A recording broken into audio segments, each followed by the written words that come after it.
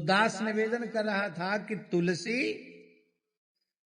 एक तो कवि का नाम है तुलसी साली सुदास, और एक अर्थ है तुलसी और साली सुदास। तुलसी साली, तुलसी भी साली है, साली नामक चावल है, लेकिन वो सुदास नहीं है, वो कुदास है।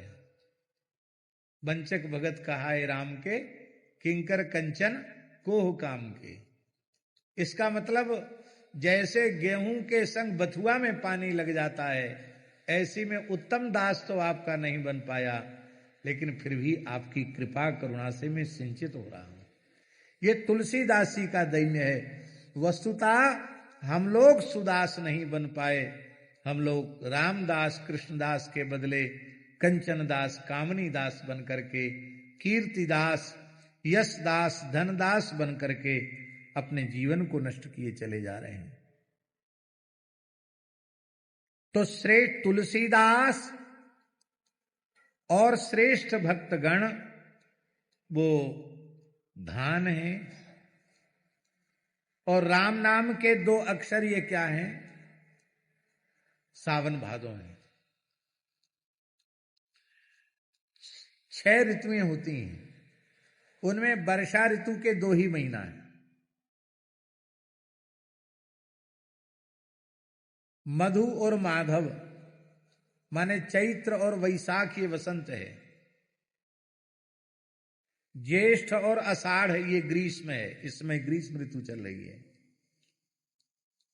श्रावण और भादों ये वर्षा है,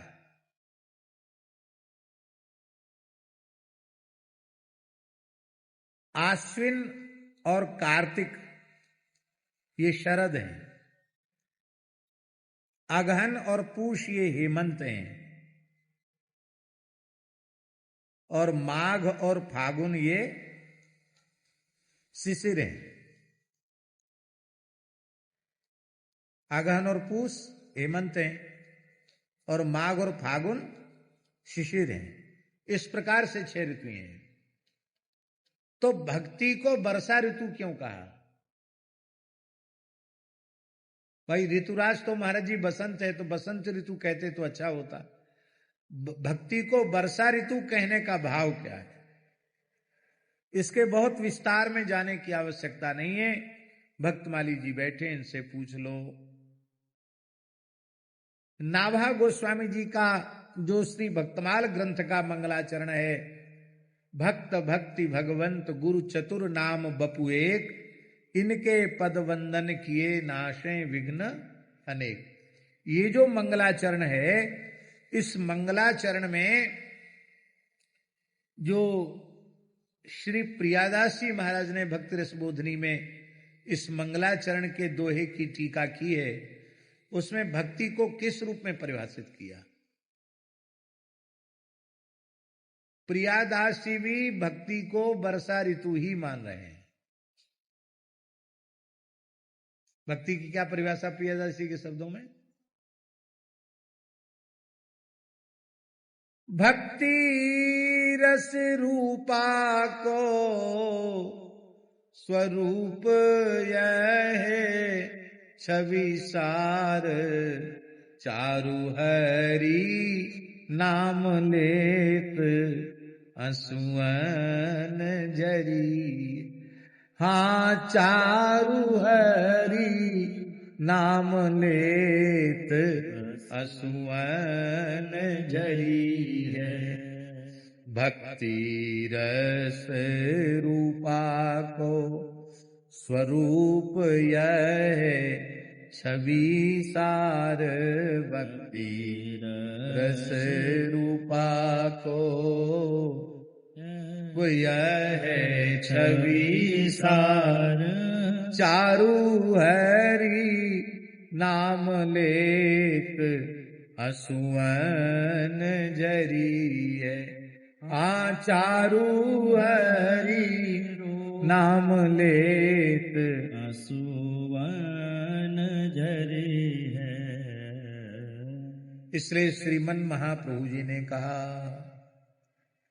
हे नाथ, वह रसरूपा प्रेम लक्षणा भक्ति हमारे अंतःकरण में कब प्रकट होगी? कौन सी भक्ति, उसका लक्षण क्या है? तो भक्ति का जहां कहीं भी लक्षण है वो वर्षा में ही घटित होता है। इसलिए गोस्वामी जी ने कहा वर्षा ऋतु रघुपति भगति।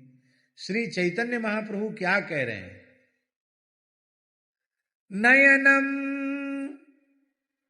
गलदश्रुधारया, नयनम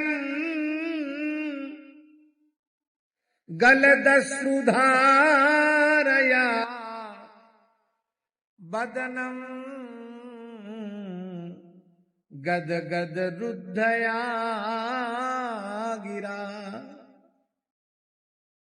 पुलकैर निचितम बपुः कदा, तव नाम ग्रहणे भविष्यति। हे नाथ, कब हमारे जीवन में वह मंगलमय क्षण आएगा जो आपके नाम का उच्चारण करते ही हमारा हृदय प्रेम में इतना विभोर हो जाएगा, इतना व्याकुल हो जाएगा कि नयनम गलद सुधारया, नेत्रों से अजस्र अश्रु प्रवाह चलने लग जाएगा। प्रेम से द्रवीभूत चित्त द्रवित हो जाएगा, कंठ भर आएगा, नेत्रों से अश्रु प्रवाह चल पड़ेगा और हमारा शरीर रोमांचित हो जाएगा। यही है वर्षा ऋतु है, यही है वर्षा ऋतु।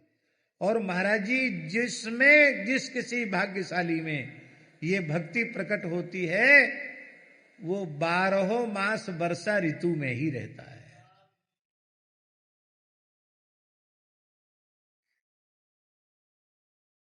कैसा है मुखिया जी? सदा रहत पावस ऋतु हम पर, है ना? क्या? हाँ, सदा रहत पावस ऋतु हम पर, जब से श्याम सिधारे हैं। हाँ, सखी इन नैनन ते घन हारे। क्या कहना, क्या कहना, अद्भुत बात। इसलिए नाभाजी ने अपने श्री गुरुदेव आचार्य चरण श्री चंद्रकलावतार परम रसकाचार्य श्री स्वामी अग्रदेवाचार्य जी के बारे में क्या कहा? रसना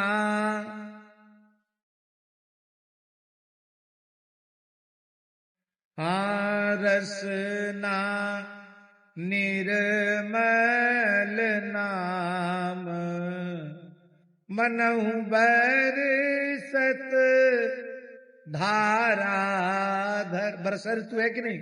रसना निर्मल नाम, मनहु बरसत धारा।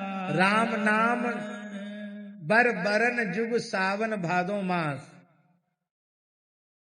सदाचार ज्यों संत प्राप्त जैसे करी आए। सदाचार ज्यों संत प्राप्त जैसे करी आए।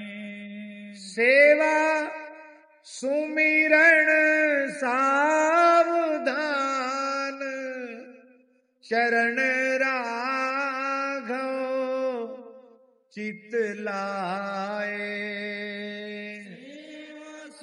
सुमिरण सावधान, चरण राघव चित लाए। प्रसिद्ध बाग सो प्रीति, सुहथ कृत करत निरंतर। प्रसिद्ध बाग सो प्रीति, दुहथ कृत करत निरंतर, रसना निर्मल नाम मनहु बरसत धाराधर। रसना निर्मल नाम मनहु बरसत धाराधर। श्री कृष्णदास कृपा करी भक्ति दत्त, मन बच क्रम करी अटल दयो। श्री कृष्णदास कृपा करी भक्ति दत्त, मन वच क्रम करी अटल दयो। श्री अग्रदास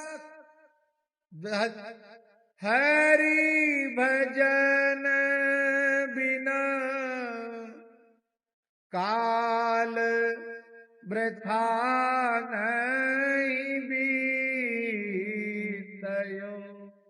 श्री अग्रदास हरि भजन बिना काल वृथा नहीं बीतयो।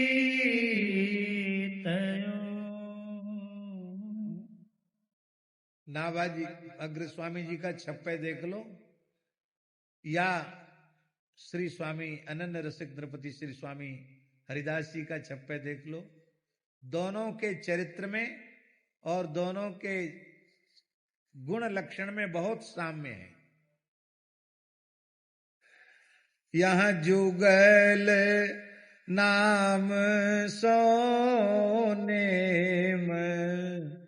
जपत नित कुंज बिहारी, अवलोकत रहे केली सखी सुख के अधिकार। यहाँ भी कुंज सेवा, वहां भी कुंज सेवा। यहाँ नृपति द्वार ठाड़े रहे और वहां भी मानसिंह द्वार ठाड़े रहे, वहां भी नृपति द्वार ठाड़े रहे। हाँ, इसलिए वर्षा ऋतु रघुपति भगत और तुलसी साली सुदास, ये वर्षा ऋतु रघुपति भक्ति है। तो वर्षा किस चीज की हो रही है? रकार और मकार की वर्षा हो रही है, हरिनाम की झड़ी लगी हुई है, राम नाम की अखंड वर्षा हो रही है, हैं? रसना निर्मल नाम मनहु वर्षत धाराधर, रोम रोम से भगवान नाम गुंजायमान हो रहा है। कहते हैं कि जैसे सावन भादों में यदि वर्षा न हो तो साली नामक जो धान है, जो 60 दिन में तैयार होती है, वो सूख जाती है। ऐसे ही दास तो सुदास है, पर श्री राम नाम की वर्षा उसके भी जीवन में नहीं हो रही है, तो उसकी धान सूख जाएगी, उसकी भक्ति की फसल सूख जाएगी, उसका अंतःकरण शुष्क हो जाएगा।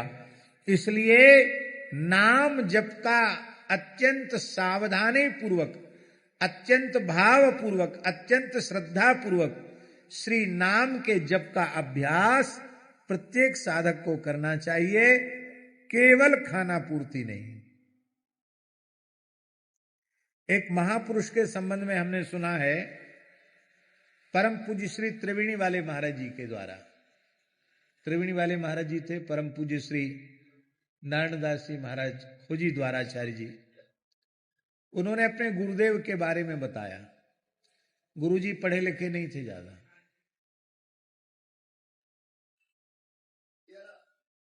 रात्रि को